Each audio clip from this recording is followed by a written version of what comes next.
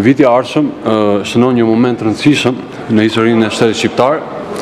Plot 10 vite nga miratimi i reformës në drejtësi, një nismë kombëtare e cila e dha jetë institucioneve të reja të drejtësisë. Përveç se një nevojë ulëritëse kombëtare dhe për më shumë drejtësi, reforma me gjithë kundërshtit, përpjekjet për ta bllokuar dhe efektet e pritshme ka padyshim një rol të veçantë në të ardhmen e afërt të një vendi dhe populli evropian, i cili sot më shumë se kurrë sheh se Shqipëria si gjithë Europa nuk është më një thirrje utopike pas kolapsit të një regjimi shtypës dhe dëshpërimi që pasoi nga një tranzicion sfilitës dhe zhgënjyes. Padyshim që një vend kandidat sot me gjithë grup kapitujt e negociatave të hapura me Bashkimin Evropian është fal dhe përparimit të shënuar nga zbatimi i reformës në drejtësi.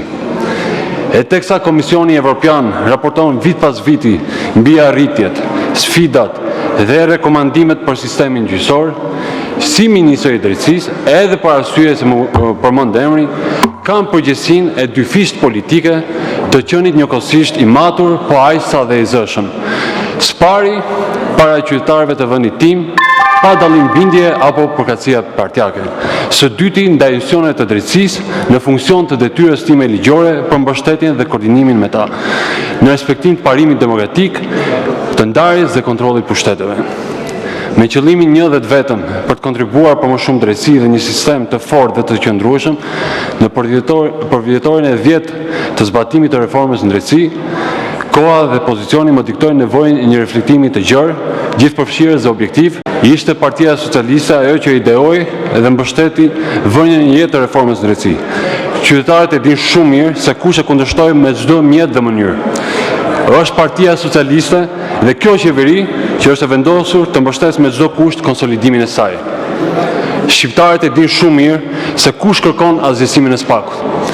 Çdo ditë ne punojmë për forcimin e standardeve dhe institucioneve të drejtësisë, sipas praktikave më të mira evropiane, duke përfshirë rishikimin e kodit penal dhe rishikimin e kodit të procedurës penale. Shqiptarët e shohin çdo javë se si të hënave shënjëstrohen me emër dhe mbiemër prokuroret e SPAK dhe ngryset java me euforinë e mirë kur subjektet e hetimit janë kundërshtarët politik. Ne flasim për standarde, ju flisni për kallëzime dhe të pandehur, edhe pse ata e keni në ballin tuaj.